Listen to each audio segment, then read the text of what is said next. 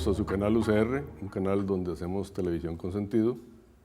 En esta ocasión vamos a hablar de la producción de energía eléctrica en el país con el ingeniero Salvador López. Bienvenido, don Salvador. Muchas gracias, Jorge. El ingeniero López tiene una maestría en la Universidad de Lovaina en ingeniería eléctrica, tiene una maestría en gerencia de proyectos de la UCI y también tiene algo más. ¿Tiene usted bueno, un diplomado en INCAE y un diplomado en INCAE algunas otras cosas. En gerencia de proyectos, ¿verdad? También. En administración, sí. El ingeniero López es director del Centro de Energía del ICE, Centro de Control de Energía del ICE.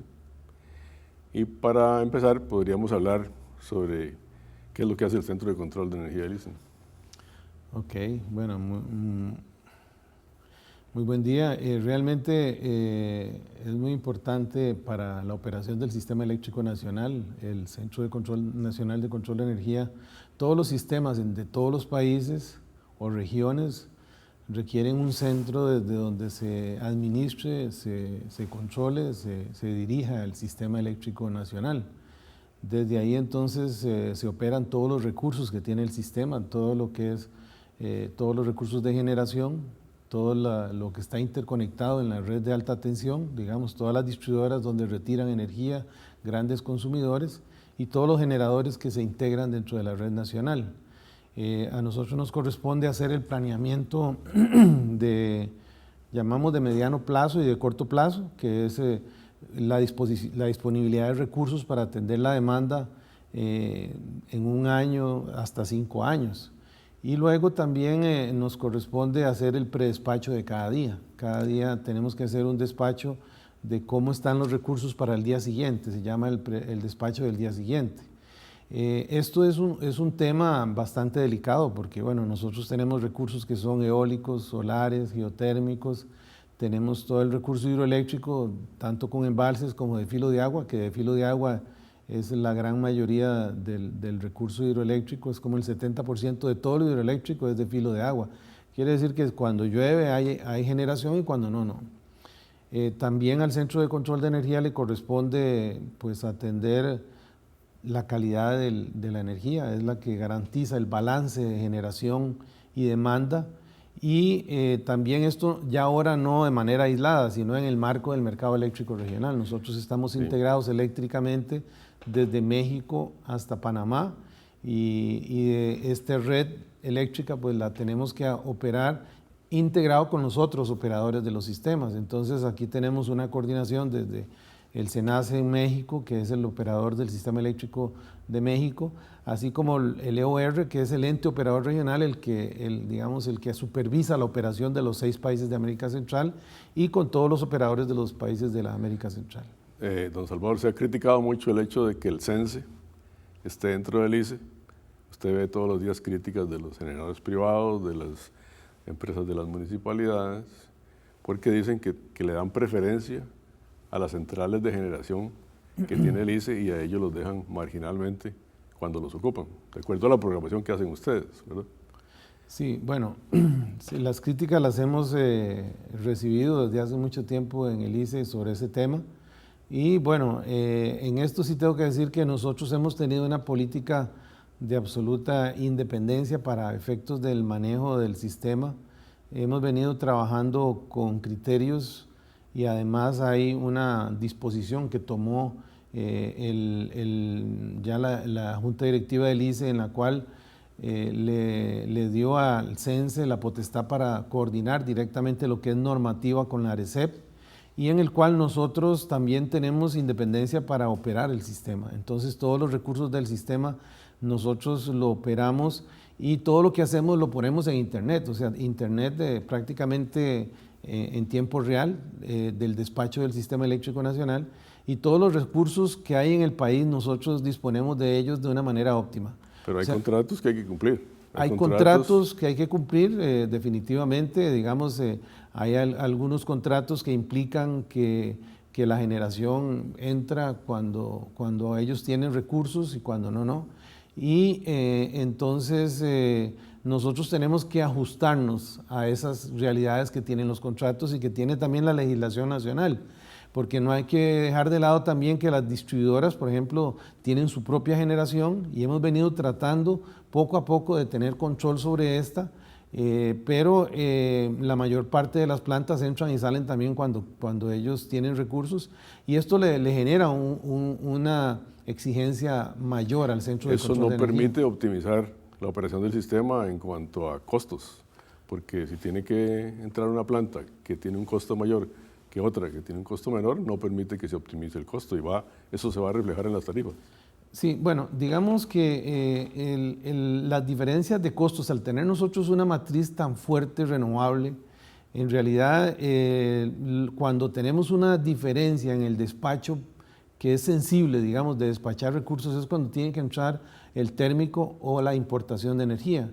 Y esto sí se hace cuando ya no hay recursos en el país de todas las otras fuentes. Entonces, en realidad, cuando tenemos que sacar un embalse y meter otros, no hay un incremento del costo significativo, más con la estructura de costos que tiene nuestro sistema, que en realidad hoy día al tener sistemas centralizados y que la tarifa se establece de acuerdo a los costos que tienen las empresas, entonces en realidad el despacho optimizado se hace con el fin de tener disposición de recursos para no tener desabastecimientos y también para optimizar el uso de térmico cuando llegamos a la estación seca. Pero en los otros periodos de tiempo es muy poco lo que se puede optimizar, y por lo tanto cuando hay agua, pues los generadores de filo de agua, que son los que tienen este problema, digamos las distribuidoras y las plantas de los privados, pues entran cuando hay agua. Lo mismo con el viento, digamos, el viento también se considera una generación forzada. Cuando hay viento, las plantas eólicas generan, sea esta de las cooperativas, en el caso de Copesantos, o sea esta de Copeguanacaste, o sea de los generadores privados. Entonces, en realidad, la optimización nosotros la hacemos sobre los otros recursos, sobre los embalses y sobre la generación térmica y la importación de energía.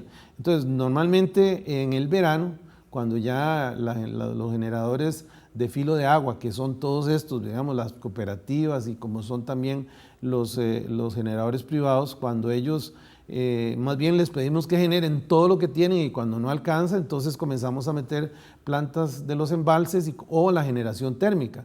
Y ahí, cuando ya llegamos a despachar térmico, es cuando nosotros, eso lo hacemos con un día de anticipación o con una semana, dependiendo de la certeza de las fuentes. Entonces también podemos optimizar trayendo generación de la región. Entonces eso lo que hace es reducir el uso de térmico por generación más barata. Esa es un poco las características. Bueno, vamos a hablar del mercado eléctrico centroamericano en el próximo bloque.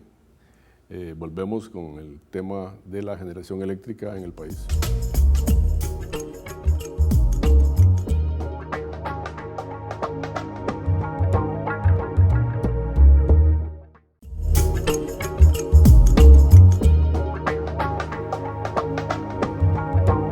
Estamos hablando con el ingeniero López sobre la generación eléctrica en el país, y podemos hablar un poco sobre el mercado eléctrico centroamericano, porque Costa Rica se integró a ese mercado. Creo que bastante recientemente se completó la línea del CIEPAC, ¿verdad? Pero, bueno, como se dice que el sistema es casi 100% renovable, al inicio de este año, pues el fenómeno del Niño no se está presentando como se creía. Si no hubiéramos tenido el respaldo del mercado eléctrico centroamericano, hubiéramos reaccionado, hubiéramos tenido cortes de energía eléctrica. No, para nada, no. Nosotros hemos contado con suficientes recursos para atender la demanda siempre. Lo que hacemos con el mercado regional es aprovecharlo para optimizar el costo, porque, por ejemplo, nosotros tenemos unidades térmicas que, en el caso de Garavito con búnker, que tienen costos alrededor de los en algunos momentos $130, $180. Pero nosotros a veces conseguimos en la región energía a 70 o $130 cuando está a 180 el térmico nuestro. Entonces traemos energía de la región y reducimos el costo del despacho. Expliquemos $180 con respecto a qué. Exacto. $180 es por megavatio, es el costo de la generación térmica cuando la hacemos con búnker en la planta de Garavito.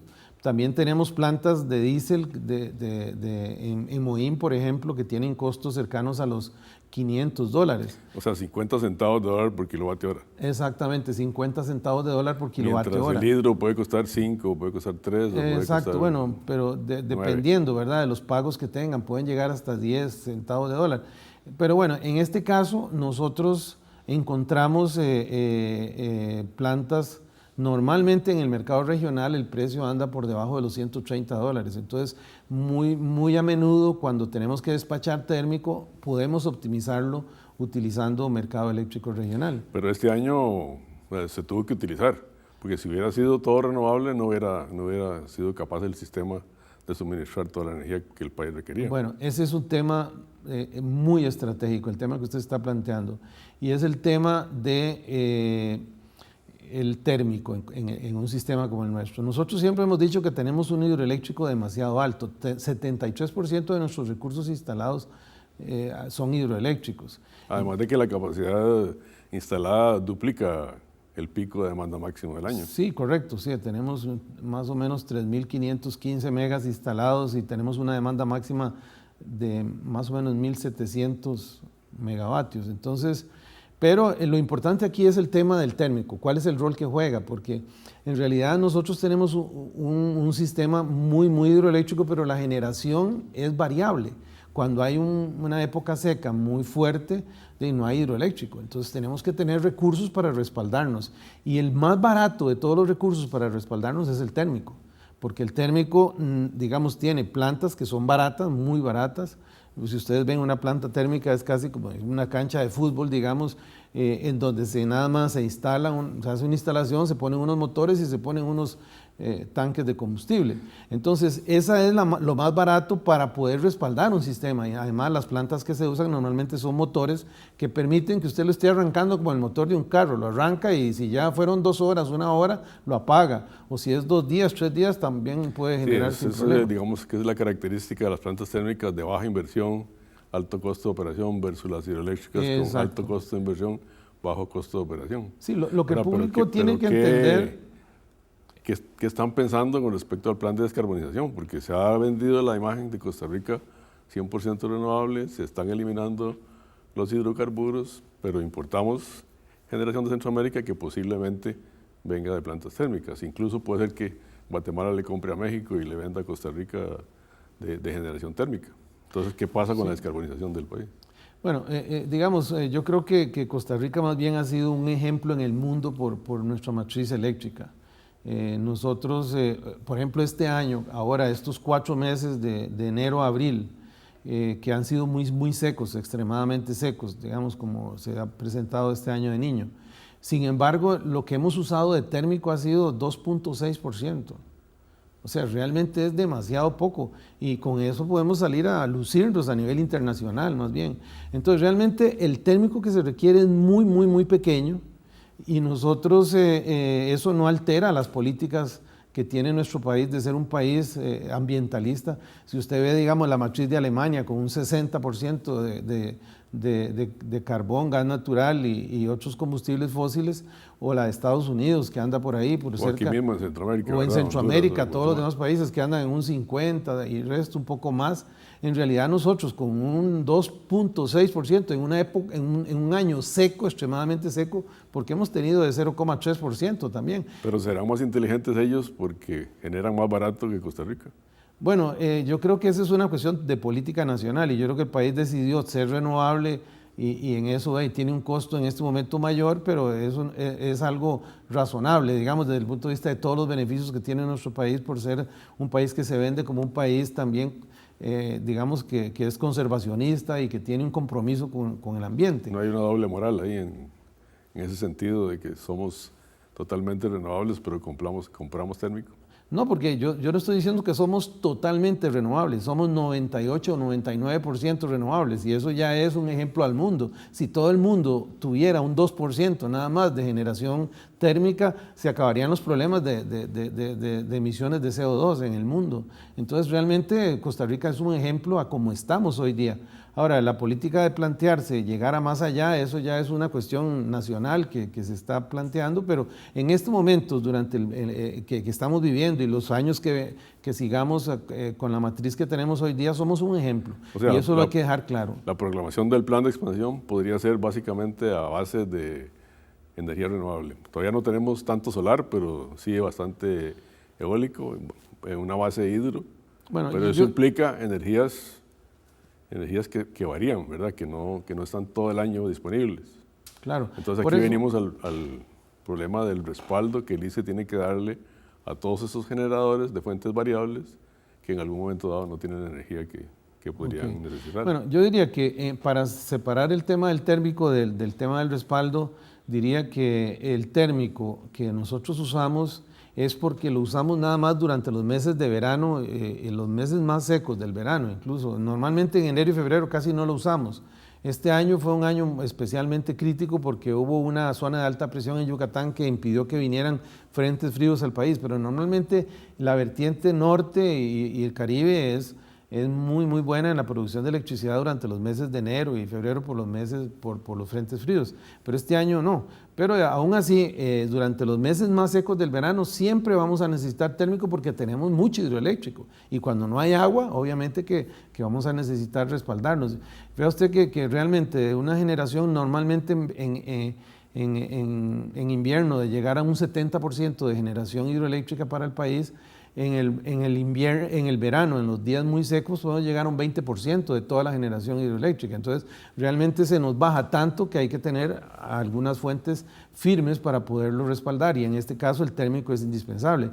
Porque los embalses que tenemos nosotros también, que es aquí para hablar un poquito del respaldo también, nosotros tenemos embalses que son, digamos, relativamente pequeños y solo uno es grande. En realidad, interanual solo tenemos a Arenal. Arenal es un embalse que tiene alrededor de 1.700 millones de metros cúbicos. Vamos a tocar ese tema en el próximo segmento. Venimos de nuevo con la parte de respaldo del ICE a los generadores en general.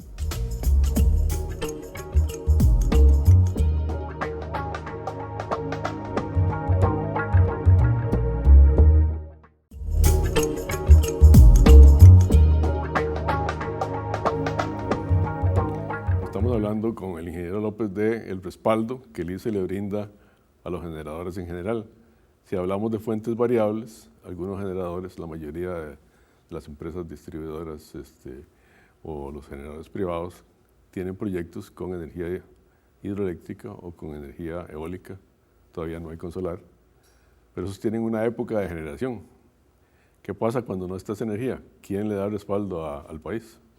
Bueno, esa es muy importante pregunta. Ese es uno de los temas que más nos desvela a nosotros en el Centro Nacional de Control de Energía, en el CENSE, en la medida en que realmente hay momentos críticos, digamos. El más crítico que pasa a Costa Rica hoy día, que ya tenemos 400 megas de eólico instalado, es cuando se nos baja el viento, porque en algunos momentos tenemos producción alta de viento, estamos en uno cerca de los 400 megas, y de un pronto a otro, a veces en un término de 1 hora, 2 horas se nos va el viento a cero prácticamente. Entonces 400 megas se retiran del sistema y eso es bastante. Claro, desde el punto de vista de estabilidad, o sea, de que el sistema pueda responder, no hay problema porque tenemos tiempo para arrancar unidades y tenemos tiempo para que la reserva pueda ir tomando el lugar de esta energía que se desplaza. Pero necesitamos meter normalmente plantas que están hidroeléctricas con embalses. Entonces yo te decía de Arenal que tiene un embalse grande de alrededor de unos 1.700 millones de metros cúbicos, pero tenemos otros embalses más pequeños, digamos como Pirriz de 30 hectómetros o 30 millones de metros cúbicos. Tenemos a Cachí que tiene alrededor de 60 y Reventazón de 120, que son relativamente pequeños. Pero estos embalses son los que nos permiten a nosotros, digamos, asumir esa diferencia que se va muy rápido, entonces son plantas que arrancan rápidamente y luego es cuando ya hay que tomar decisiones si tenemos suficiente energía en el sistema para meter otras plantas o si estamos en el verano tenemos que meter térmico, entonces ahí es donde se toman decisiones de térmico y esto. Ahora, lo más importante ahora en esta época ya no es tanto si tenemos o no los recursos, sino más bien es es la previsión que podamos hacer, los Sí. pronósticos de toda esta generación. Claro, sin embargo, eso hace que el sistema esté sobrecapacitado, ¿verdad? Porque hay capacidad instalada en generadores que no son el ICE y hay capacidad instalada en el ICE. Eso implica que el sistema, digamos, que tenga un desarrollo más caro en el sentido de la inversión, aunque tal vez en el sentido de la operación no. Y es que muchos potenciales generadores dicen que nos metamos a solar y que entonces con solar vamos a resolver todo el problema de la descarbonización, digamos, de poder ingresar vehículos eléctricos y vamos a tener un sistema totalmente renovable. Es válido eso. Bueno, nosotros vemos el solar como una fuente muy atractiva. Bueno, de hecho ya tenemos dos proyectos, ¿verdad? Juanilama y el cooperativo. Y son proyectos de 5 megas que nos ayudan bastante. Hemos estado dándole mucho seguimiento a estos proyectos y al mega que tiene el ICE en Miravalles para ver el comportamiento del solar. Pero el solar tiene una gran ventaja. En primer lugar, te cubre una gran parte de la demanda del país cuando estamos en la demanda más alta en el día, que es cuando hay más sol en el verano, ¿verdad? Entonces en el verano pues tiene un desempeño atractivo. Eso permite que las reservas que tengamos se puedan guardar, digamos, incluso el térmico podría desplazar un poco de térmico y entonces usarlo más hacia el momento en que se va el sol, ¿verdad? Cuando son las 5 de la tarde, una cosa así, entonces comenzar a meter un poco el térmico durante el periodo de día nos puede ayudar. Ahora, siempre están las rampas de entrada y salida, digamos, en el caso de California, que tiene como alrededor de unos 7.000, 8.000 megas ya en solar. Ellos cuando tienen la entrada del día y la salida del día, pues son 7.000 megas que tienen que ver cómo reemplazan por otras fuentes o desplazan cuando entra. Entonces estos son temas importantes. Muchos países que tienen desiertos, ¿verdad? Incluso en Chile, que digamos que se está promoviendo mucho la energía solar, tienen un desierto donde pueden instalar paneles. Pero aquí compite con el área boscosa. Bueno, entonces no podemos instalar, digamos, 200 megavatios y tener una extensión inmensa. Bueno, digamos que una planta de 200 megavatios la hemos valorado incluso que Costa Rica tiene zonas privilegiadas desde el punto de vista de radiación solar, como es la parte esa de Santa Cruz y lo que es ahí la cuenca del Tempisque, todas esas planicies. 200 hectáreas ahí pues no es mucho para hacer una planta y 200 megas pues tienen un gran impacto en la demanda nacional. Entonces, digamos que hay muchas opciones en realidad para Costa Rica. Luego viene el otro tema que es la generación distribuida. En realidad todos los techos en donde industrias, comercio especialmente, que han venido ya instalando, pues ya nosotros consideramos que andamos cerca de los 50 megas en generación distribuida, solar, solamente solar. Y con el arranque apenas de la generación distribuida, puede llegarse a dar una generación distribuida mucho mayor. Y por otro lado ya está consolidado, digamos, en muchos países el tema de las baterías, digamos, las baterías de ion de litio están en estos momentos en su apogeo y ya en estos momentos en el mundo hay alrededor de 5.000 megas instalados de almacenamiento de 5 horas, de 5 horas, digamos, de capacidad de suministro por 5 horas de baterías de ion de litio. Y se espera que para el año 2023 van a andar cercanos a los 22.000 megas. O sea, también hay centrales solares que tienen concentradores solares con espejos. Exacto. No solamente eso, otros que tienen la calefacción de algún elemento que pueda producir vapor. Exacto. Entonces se compensan en la noche con lo que no pueden generar en la mañana. Sí, almacenamiento térmico. Pero como te decía, realmente en estos momentos el solar es una muy buena opción que se puede estar visualizando para el futuro.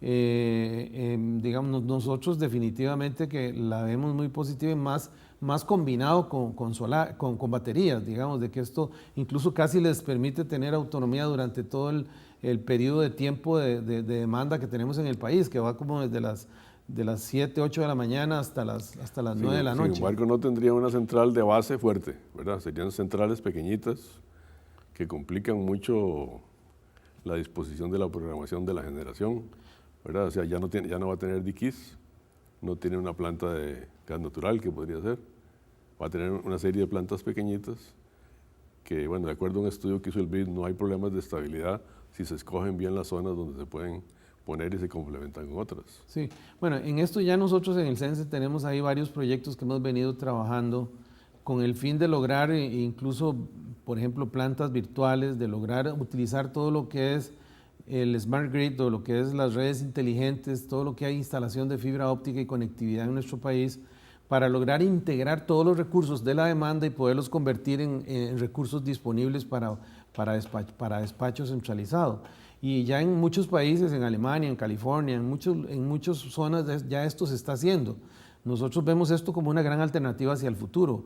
Esto no es algo de corto plazo, pero sí estamos pensando que en el mediano plazo Costa Rica podría pensar en integrar muchos de estos recursos y no importa que sea muy disgregado en la medida en que hay ya capacidades, digamos, de procesamiento importantes y tener capacidades de pronóstico también, que estamos ya desarrollando un centro de pronóstico de solar y eólico especialmente.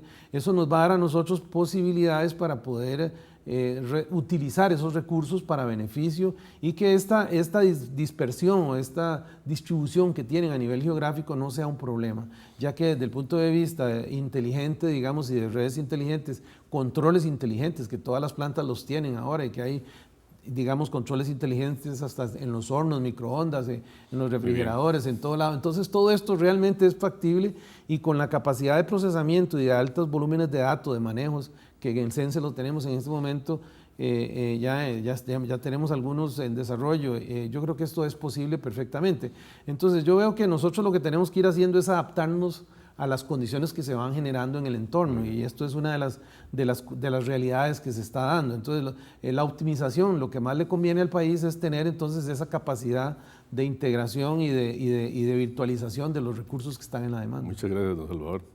Ha sido muy interesante para nosotros conocer todo lo que hace el ICE, digamos, por la generación del país y porque las tarifas sean lo más económicas posibles. Aquí terminamos esta entrevista y esperamos que en el futuro tengamos un sistema 100% renovable. Muchas gracias.